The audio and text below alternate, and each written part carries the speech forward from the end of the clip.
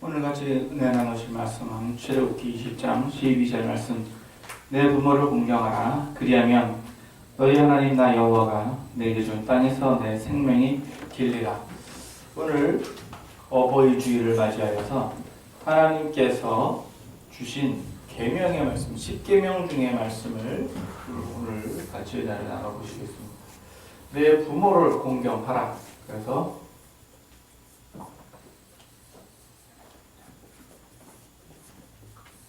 부모를 공경하라. 그렇게 하면 공경하면 너희 하나님 나 여호와가 내게 준 땅에서, 이 땅에서요. 이 땅은 어떤 땅인가 했더니 하나님이 주신 땅, 이 땅에서 내 생명이 길리라. 생명이 길리라. 그 장수하리라. 생명이 길리라. 이 출애굽기 20장 12절의 말씀은 하나님께서 10계명 중에 하나로 주신 겁니다. 계명으로 주셨는데 이거를 신명기 5장에서는 같이 또 인용을 했어요.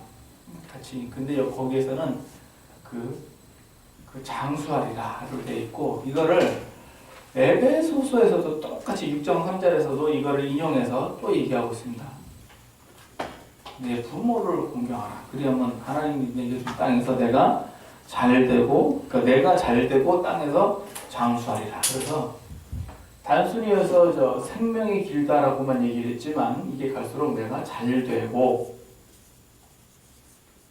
땅에서 장수하리라. 이게 지금 어디서 그러냐면 하나님이 주신 땅에서예요. 그러니까 우리 사는 인생이 그렇다는 얘기입니다. 인생이 그런데 부모를 공경하면은 그렇답니다. 그러면 이제 우리가 부모님 공경을 안 합니까? 요즘 세상은 좀 그래요. 정확히 말하면 공경하라 그러면 공경이 무슨 뜻인지도 잘 몰라요. 공경하라. 그러니까 옛날에 선비들이 성경을 쓸 때는 부모를 공경하라 그러면은 이 공경이라는 뜻을 설명할 필요가 없어요.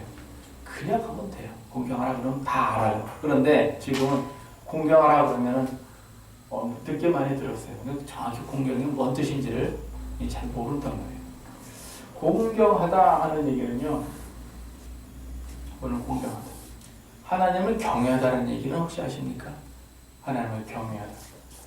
경외하다. 공경하다고 경외하다는 얘기의 경자에도 똑같아요.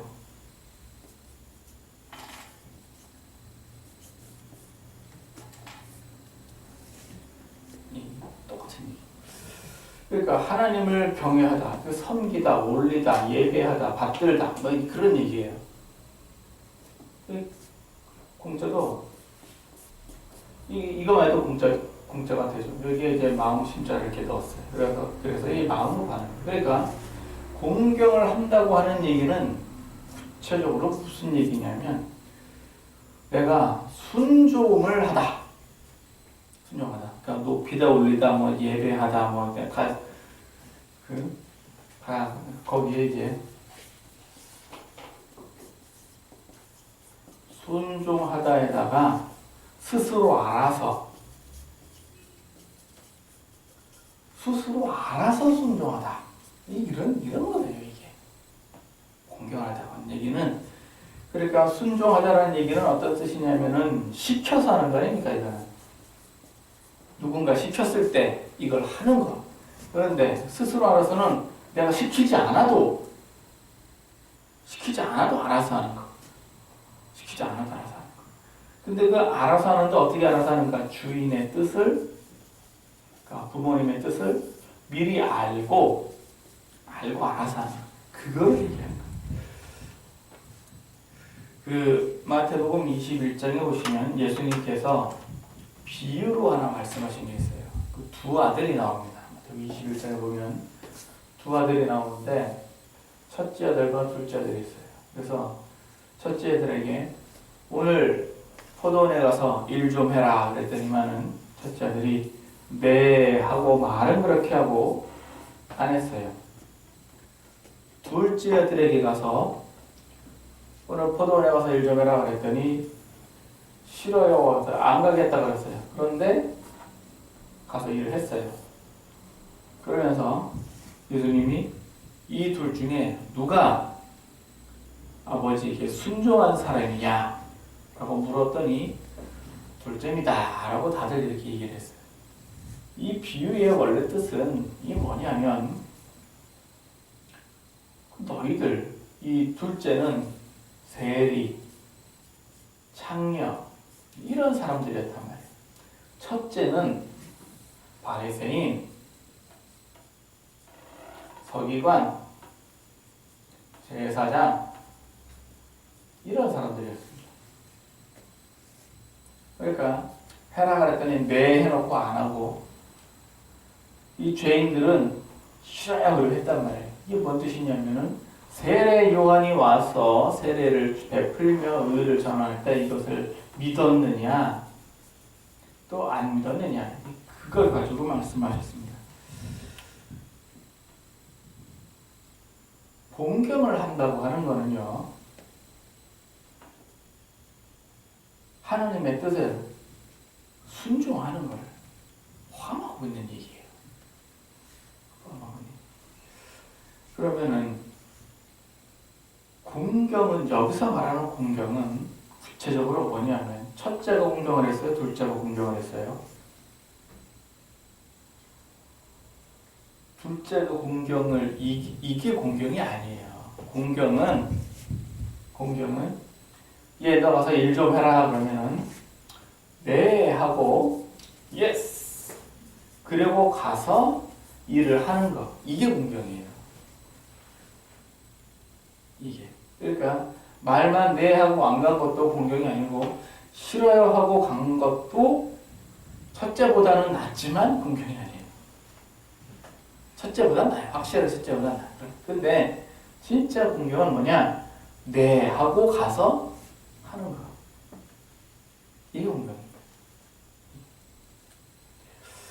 근데 대부분의 자녀들은 어떻죠?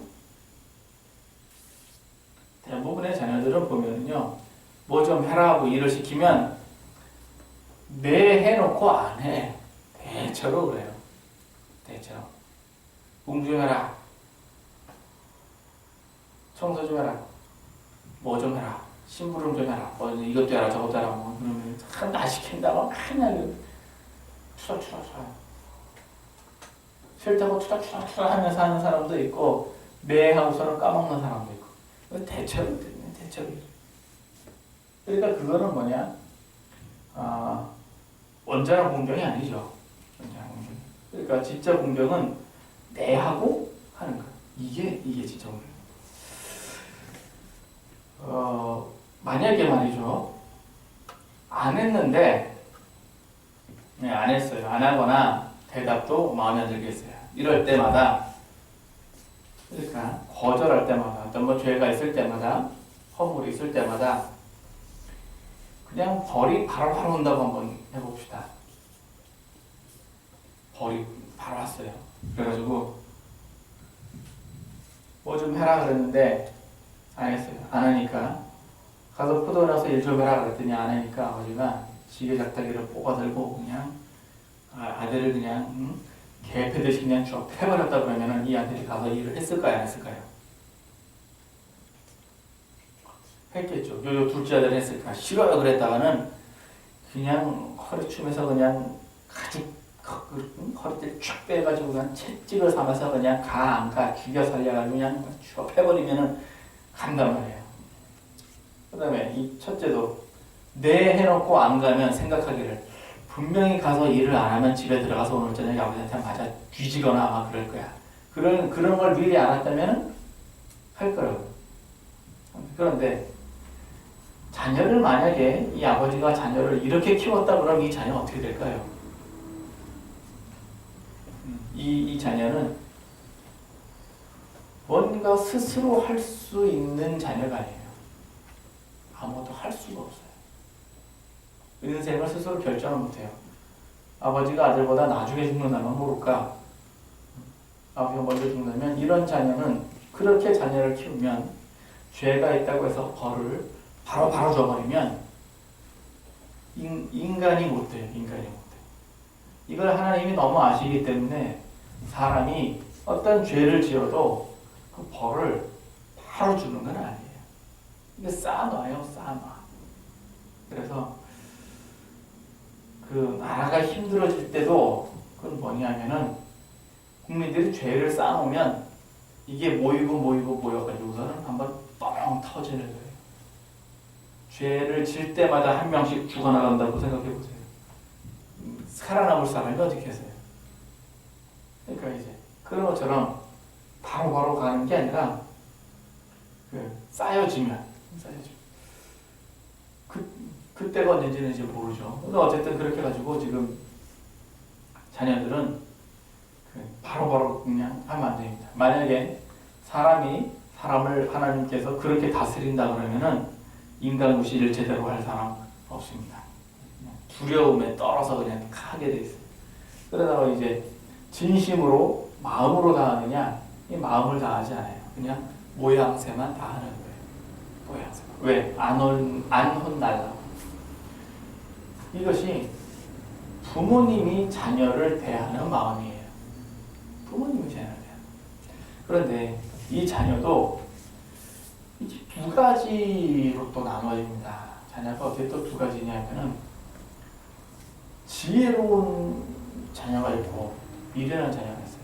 아버지가 허물이 있을 때마다 죄다 그냥 벌을 바로 이렇게 준다 그러면은 힘드니까 허물이 있어도 벌이 안 내려오면 자녀가 어떻게 생각하겠어요? 이렇게 해도 되나 보다 이렇게 생각하겠죠. 그런데 지혜로운 자녀와 미련한 자녀가 이렇게 나눠집니다. 그래가지고 미련한 자녀는 어떻게 하냐면은 우리 어째 가만히 있네. 그리고 죄에서 떠나지 않아요. 지혜로운 자녀는 미리 아는 거죠. 그래가지고 진짜 이게 요한복음에서는 예수님께서 주인의 뜻을 안다고 이렇게 말씀하셨지만 주인의 뜻을 알면은 하나님께서 우리를 양자로 살려주시죠. 그러니까 아비의 뜻을 이렇게 아는 게 이제 진짜 저기서 지혜로운 자와 미련한 자로 나눕니다. 지혜로운 자, 미련한 자. 성경에서 대표적으로 다 미련한 아들이 있다면 누굴까요?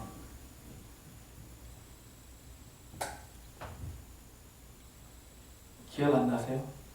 대표적으로 다 미련한 아들이 있다면. 이름은 모르겠는데 탕자, 둘째 아들, 돌아온 탕자. 지혜로운 사람이 있다면 이름 뭐 첫째겠죠. 아무래도 뭐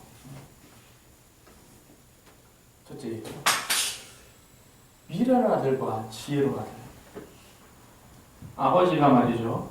가령 포도원에 가서 일 좀 해라 그랬는데 포도원에서 일할 때가 아닌데 포도원에 보내면 어떻게 해야 되죠? 아버지가 시킨 일이 뭐 좀 안 맞았어요. 이치 안 맞았어요. 그럼 어떻게 해야 되죠? 아들은? 미련한 아들은 이제 그게 좋은 구실이 되는 거겠죠. 지혜로운 아들은 거기서 이제 지혜롭게 하는 겁니다. 거기서 지혜롭게.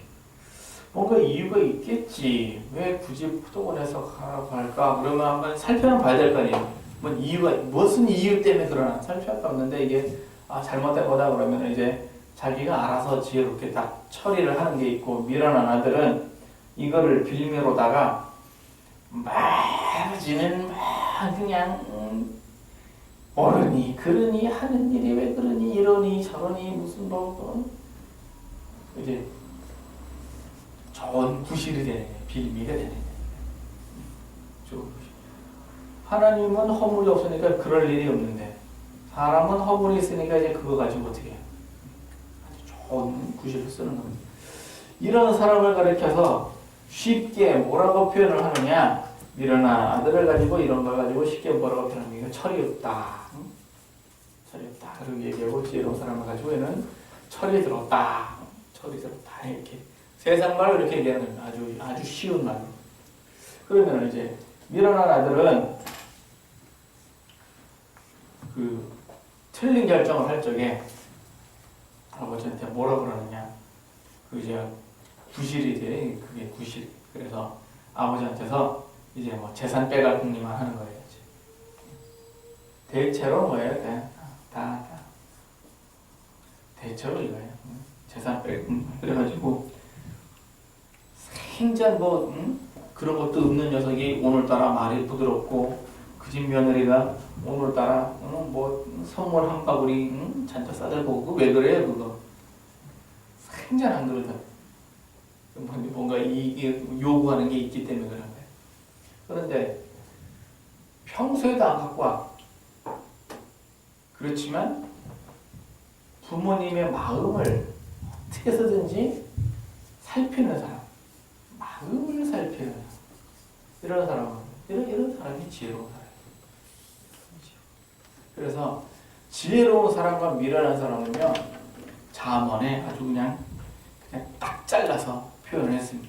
그래서 그 탕자 같은 사람, 이 탕자 같은 사람은 잠언 그 17장 21절에는요 미련한 자의 아비는 낙이 없느니라 이렇게 했습니다. 그러니 이 탕자가 아버지 재산을 드디어 말아먹었습니다. 말아먹고 이제 다 들쳤고 이제 동네 떠났어요. 그것도 아주 헐값에 매각을 해가지고 동네 떠났어요. 그러면 기다리는 아버지는 어떻죠? 낙이 없어요. 돌아올 때까지 낙이 없어. 미련한 자의 아비는 낙이 없어. 그래서 아버지는 동구 밖에 나가서 이놈의 시키 언제나 돌아오나 저 돈 다 떨어져야 돌아올 텐데 거지걸로 돌아올라나 이거 보고 있는 그 동안 낙이 없어요. 낙이. 그리고 또 17장 잠언 17장 25절에 보면 미련한 아들은 그 아비의 근심이 되고 그래요. 첫째는 낙이 없고 둘째는 근심이 돼요. 이 미련한 아들이 근심이 돼. 그래가지고서는 저놈이 어떻게 되려나 저놈이 어떻게 되려나 아비만 얘기했지만 어미도 똑같죠. 저는 뭐 저 어떻게 해서 어떻게 되려나 근심이 돼요. 근심. 공부 안 하면 어떻게 되려나 놀기만 하면 어떻게 되려나 근심이 돼요. 잠언 19장 13절에서는 아주 한 수 더 떴어요. 뭐냐면 미련한 자의 아비는 그 미련한 아들은 그 아비의 재앙이요 그랬습니다. 아주 표현도 되게 그냥 재앙이래요. 재앙. 왜 재앙이냐? 이 탕자는요 아버지 재산을 어떻게 했어요? 들어먹었어요. 절반을 들어먹었어요. 절반을. 만약에 미련한 이 아들한테 형이 없었다면은 재산을 다 들어먹었을 거야. 그런데 형이 있었어요. 그러니까는 형 거는 건들 수가 없고 자기 거라고 해가지고서는 그걸 다 들어먹었어요. 이 탕자가 아주 영악한 사람이라면 형 것도 들어먹으려고 들 거야. 형 이거 나한테 줘.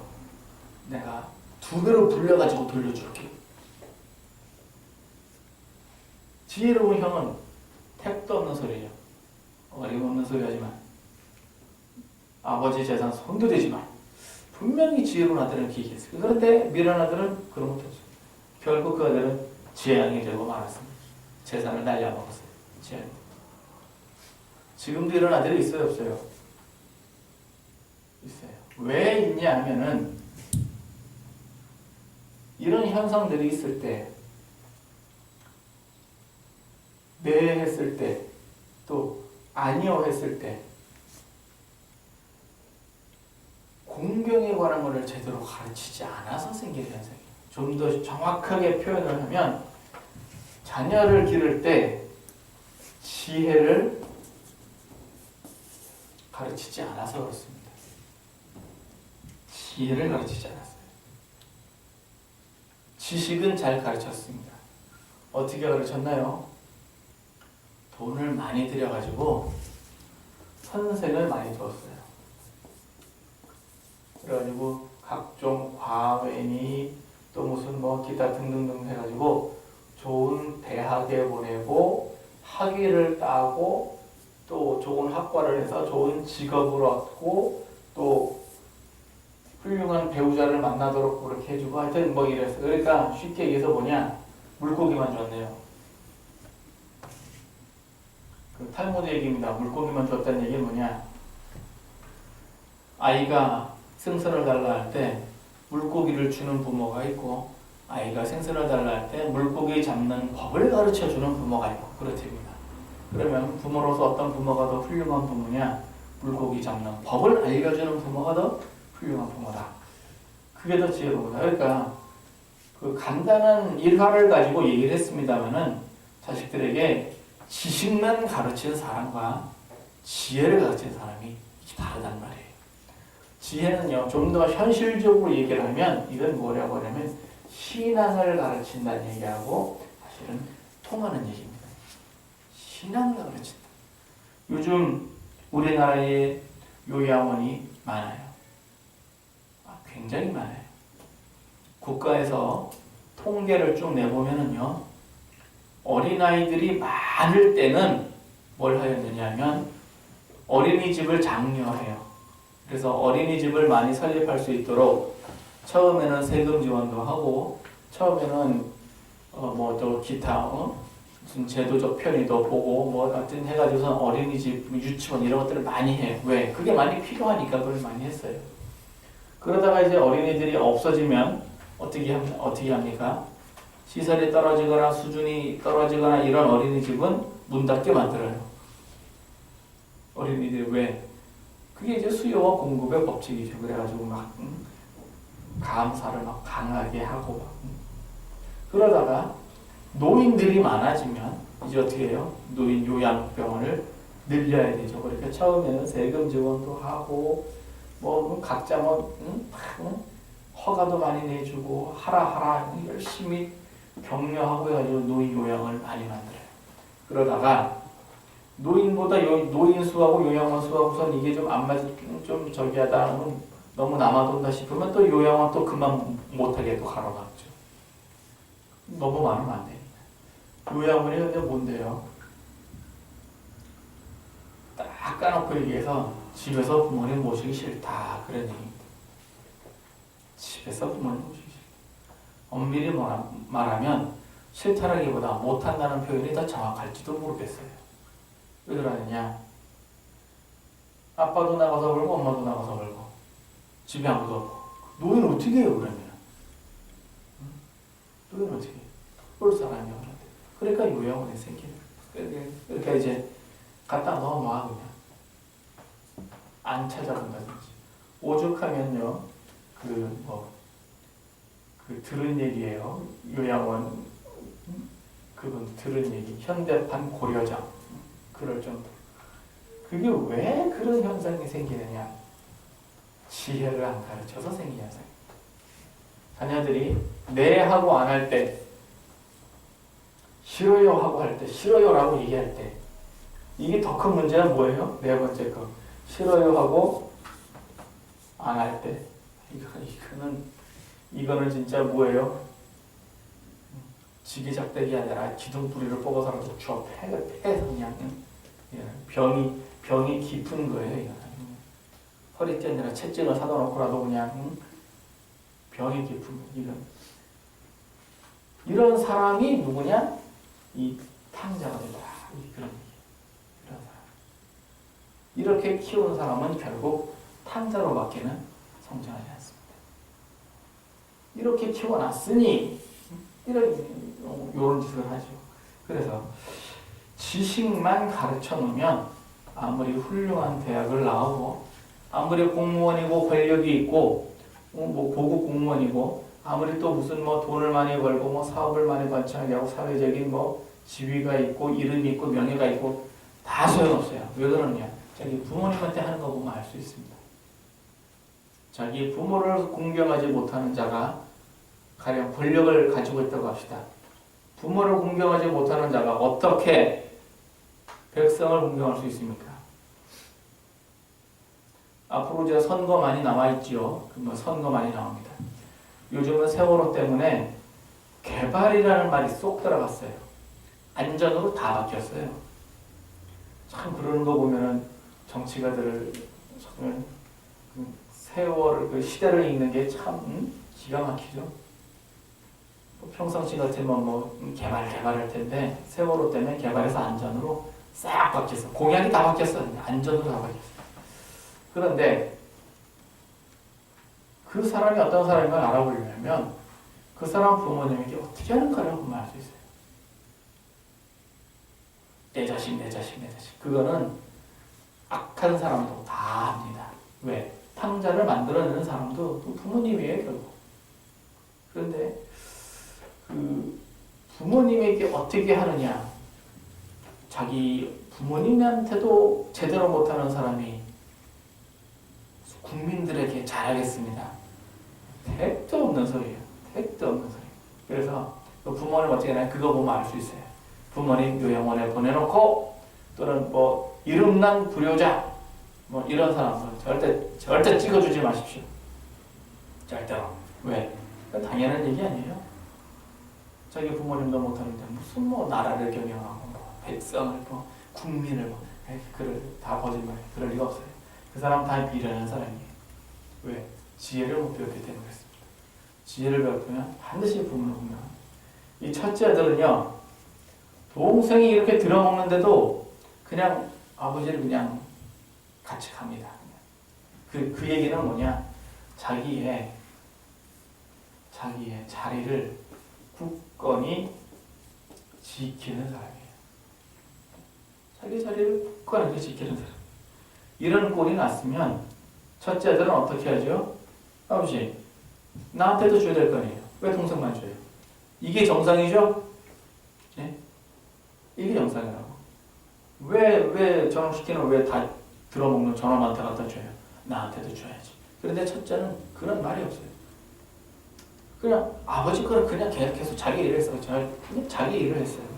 달란 소리죠. 그거는 뭐 얘기할 줄 몰라서 그랬겠어요. 그게 아니라 자기 자리를 끝까지 지키는 사람이. 이런 사람이 지혜로운 사람이에요. 그래서 이런 지혜로운 사람은 어떻게 하느냐? 잠언 10장 1절에서는 지혜로운 사람은 어떤 사람이냐 봤더니 자기의 아비로 기쁘게 하는 사람이에요. 자기 아비를 기쁘게 하는 사람이에요. 그래서 어렸을 적에는 말이죠. 자녀가 어렸을 때는 아버지가 그냥 기뻐요. 그냥 기뻐. 아이가 태어나기도 전에 이름도 짓고 옷도 사다 놓고 젖병도 사다 놓고 부녀는 뭐를 먹일까? 뭘 할까? 이걸 태어나기도 전에 지금 기뻐하고 있어. 아직 나지도 않았어. 그런데 기뻐하고 있어. 그래 태어나면 안 돼요. 세상에 사람은 기쁨을 가지고 크아이래요. 이 아이가 말을 처음 할 적에 엄마라고 할 적에 걸음마를 할 적에 처음으로 두발 자전거를 탈 적에 뒤집을 적에 요거 얼마나 다 기뻐요. 아빠 저기 뭐야? 이거 얘기할 적에 얼마나 기뻐. 그러면은 귀찮아도 일일이 다 얘기해 주잖아요. 귀찮아도 이렇게 기뻐요. 근데 그거는 어렸을 때 기쁨이고 장성했는데 어떻게 하느냐? 장성했는데 어렸을 때는 아버지가 멸류관이지만 장성해지면 어떻게 해요? 이제는 자식이 멸류관이에요. 간단한 말로 내 아들이 대통령이야. 그럼 그 아버지 어떻게 되죠? 누가 감히 그 아버지한테 손가락질 한번 할 수 있습니까? 죽으려고. 내 아들이 판검사야. 누가 감히 그 아버지한테 욕 한마디 할 수 있습니까? 하시려고. 절대 못하죠. 자녀들이 한 10명 된다고 한번 합시다. 그래가지고 하나는 의사요, 하나는 변호사요, 하나는 검사요, 하나는 교사요, 하나는 교수요, 하나는 요리사요, 하나는 뭐 패션이요, 하나는 뭐 종류별 하나씩 다 있다고 했죠. 이런 아버지라면 그 자녀가 어떻게 했어요? 이제 그 자녀들이 그렇다면 그 아버지가 어떻게 했어요? 그 기쁨이라는 거는 한량 없죠. 그래서 우리 집안은 검사밖에 없어. 그랬는데 검사가 의사를 며느리로 들었네. 얼마나 기뻐요. 우리 집안은 선생님밖에 없어. 그러는데 남편이 의사고, 그러니까 사위가 의사고, 사위가 또 뭐예요? 사위가 변호사고, 사위가 교사고, 사위가 요리사고, 그 요리사가 우리 집에 올 때마다 맛있는 걸, 사위가 무슨 뭐 의상이고, 뭐 어쩌고저쩌고, 이러면 이부터 그 기쁨이 또 얼마나 하겠어요. 그래서 지혜로운 아들은 그 아비를 기쁘게 합니다. 그래가지고 무슨 뭐 맛있는 과일 한 바구니 갖다 줘서 기쁘냐, 그런 거 말고 존재 자체가 기쁨이에요. 그런데 미련 아들은 존재 자체가 의심이야. 존재 자체가 의심이야. 아휴, 저걸 그냥 어떻게 하면 좋아. 그런데 이 첫째는, 자리를 잘 지키는 사람은 존재 자체가 기쁨이야. 기쁨이야. 또 잠언 13장 1절에는요, 지혜로운 아들은 어떤 아들이냐면은 훈계를 듣는 아들이에요. 훈계를 듣는 아들. 이 훈계를 듣는 아들은 쉽게 말해서 뭐예요? 아버지가 잔소리할 적에, 아버지가 이렇게 저렇게 얘기할 적에 이거를 다 듣는. 그래서 요 얘기는 아버지가 포도원에 가서 일 좀 해라 라고 그랬는데 이게 잘못된 판단이에요. 잘못된 판단을 했을 때에 이 아들이 어떻게 하느냐 하는 거예요. 그래서 듣는다는 거예요. 이 훈계가 잘못됐다는 얘기 아니에요. 아버지의 말을 듣는다는 얘기예요. 훈계를 듣는 거예요. 이 지혜로운 아들은요, 이 아비가 컵할 때, 이게 자녀가 컵할 때 예스 하고 실천을 하는 사람. 근데 안 시켜도 스스로 할 수 있으면 얼마나 좋아요. 나도 모든 부모님들이 다 똑같을 거예요. 이런 자녀가 있었으면 정말 좋겠다. 시키지 않아도 스스로 공부한다. 얼마나 좋아요. 그런데 세수해라, 이 닦아라, 옷 갈아입어라, 이거를 시켜서 한다 그러면 아이고, 이미 무슨 자기 장래를 스스로 알아서 결정을 한다면 얼마나 좋겠어요. 그런데 이게 좋을까, 저게 좋을까? 제가 뭐 여담으로 다 들은 얘기인데 어떤 얘기가 있냐면요, 인생 계획을 엄마가 짜줬어요. 그리고 좋은 대학에 들어갔어요. 그랬는데 집에다 전화해가지고, 엄마, 나 수업 끝났어. 이제 어떡하지? 뭐 어떡하라고, 수업 끝났는데. 그럼 다음 수업을 들어야지. 집에다 전화해가지고, 엄마, 미팅이 잡혔는데 나 어떡할까? 대학생이 그 정도는 알아서 해라. 그런데 실제로 그렇다는 거예요. 저도 제 경험에 고등학생인데 신발끈을 스스로 묶지 못하는 고등학생 하나 봤어요.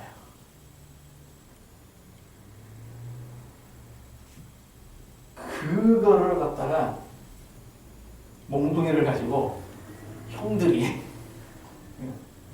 몽둥이를 가지고, 니는 나이가 몇 살인데 아직까지 신발끈도 못 묶고 하고서는 몽둥이를 때린 건 아니지만 몽둥이를 가지고 오니까 그 다음 날 신발끈 묶는 걸 배워갖고 왔어요. 앞으로도 뭐 많이 배워갔겠죠. 그런 것처럼 스스로 알아서 하지 못하는. 그런데 지혜로운 아들은 어떤 아들이냐면 스스로 알아서 하는 거예요. 이쯤 되면 이제 훈계가 필요 없겠죠. 그런데 지혜로운 아들은 훈계를 듣는 사람. 또 잠언 29장 3절에는요, 아비를 즐겁게 한다 해서 아비를 즐겁게. 그러니까 기쁘게 하는 거하고 즐겁게 하는 거하고는 또 뭐냐면, 이거 기쁘게는 존재 자체가 기쁜 거지만 즐겁게는 이제 조금하는 게 즐거운 거예요. 이제 조금하는 게. 그래서 사소한 걸 다 즐거운 거예요. 그래서 뭐가 필요할 때 그거를 딱, 뭐가 먹고 싶을 때 그게 딱, 뭐가 필요할 때 그게, 보고 싶을 때 그게 딱, 뭐 이런 그 즐겁게. 이것이 이제 지혜로운 아들입니다. 미련한 아들은 말할 거 없어요. 잠언 19장 21절에는요, 아비를 구박하고 어미를 쫓아내는 그런 사람이 있답니다. 구박을 해요. 그러니까 완전히 이제 밀어내서 아주 그냥 한 수 더 떴어요. 그냥. 이런 사람은 부끄러움을 끼치며 능욕을 부르는 자식이라 그랬습니다. 아비를 구박하고 어미를 갖다가 쫓아내는 사람. 왜? 이제는 아버지가 힘이 없어요. 늙었어요. 어머니도 힘이 없어. 늙었어. 그러니까 어렸을 때는 아버지가 힘이 세니까 대들지 못하다가 아버지가 늙어지니까 그 다음부터 이제 내가 힘을 써. 그래서 아버지를 막 구박을. 그러면 이런 아들은 뭐 어떤 아들이냐? 부끄러움을 끼치면 능욕을 부르는 자식이야. 당장은 아니지만 곧 그렇게 되죠. 부끄러움을 당하고 능욕을 당하는 그런 일이 발생하죠. 오늘 주신 말씀 부모님과 자녀에 관한 그 얘기는 한도 끝도 없습니다. 이게 뭐 쉽게 끝날 수 있는 일 한도 끝도 없어요. 그런데 간단하게 얘기해 보면 그 하나님은 계명에서 다 나왔어요. 부모를 공경하라. 땅에서 잘되고 장수하리라. 생명의 길이에요. 이 땅도 하나님이 주신 땅이에요. 그러니까 쉽게 말해서 뭐예요? 이게 인생이죠. 인생. 하나님이 주신 땅에서 잘되고 장수하리라. 땅이 있어야 돼요. 그러니까 있어야 돼요? 없어야 돼요? 땅이 있어야 됩니다. 이 땅이 있어야 돼요. 인생이 있으면서 땅이 있어야 돼요. 서울에서 땅 한 평, 이거 비싸요. 서울에서 땅 한 평. 이 땅이 있어야 돼. 이렇게 해야 땅에서 잘 되고, 그러니까 인생이 잘 되고 장수하리라. 여기서 말하는 장수는요, 그냥 오래 사는 장수가 아니고요, 건강하게 오래 사는 것을 말하는 거예요. 아파가지고 별걸 하면서 오래 살면은요, 그거는 고난이에요, 고난. 아픈데 죽지도 않아야 이거 정말 이건 고난이에요. 그게 아니고 건강하게 장수하는. 저는 제 경험상 내 아버지가 할아버지에게 어떻게 한 걸 보았고, 내 아버지가 어머니에게 어떻게 한 걸 보았고, 내 어머니가 또 어머니가 어떻게 하는 것을 이렇게 보고 또 그랬단 말이에요. 그래서 건강하게 장수할 거라고 저는 믿어요. 크게 걱정 안 해요. 왜 그러느냐? 공경했다는 걸 알아요. 왜? 학식의 문제가 아니라 그거는 지혜의 문제입니다. 신앙의 문제입니다. 그러기 때문에. 그래서 오늘 주신 말씀대로 우리가 지혜로운 자녀가 될 거냐, 미련한 자가 될 거냐. 여러분들은 어떤 자녀가 되고 싶습니까? 지혜로운 자녀가 되고 싶습니까? 미련한 자가 되고 싶습니까? 낙이 없어, 근심이야, 자식이 재앙이야, 이러면 다 이게 미련한 자식이에요. 그런데 기뻐, 즐거워. 저 아들로 인하여 내가 기뻐. 저 아들이 있어서 내가 즐거워. 이러면 지혜로워요. 그래서 이제 오늘 주신 말씀대로 부모님을 잘 공경합시다. 공경하는 게 뭐냐? 내가 스스로 알아서 순종하는 거예요. 스스로. 그래서 시키지 않아도 자기 할 거 딱 하고 자기 자리를 잘 지켜야 됩니다. 이 첫째가 자기 자리를 잘 지키고 있어야 돼요. 첫째가 아버지한테 내 재산도 놔주시오 그러면 이제 그 아버지 어떻게 돼요? 똑같아요. 그러면 첫째 때문에 낙이 없어. 둘째 때문에 근심이야. 재산 낙이었으니까 재앙이야. 또 이럴 거라고요. 그렇지만 첫째는 자기 자리를 잘 지키고 있습니다. 그래서 아버지가 아비일 수 있는 것이고 그러기 때문에 기쁘고 즐거울 수 있었던 겁니다. 그래서 오늘 주신 말씀대로 부모님을 잘 공경합시다. 스스로 순종 잘 하시는 여러분과 저 되기를 예수님 이름으로 축원합니다.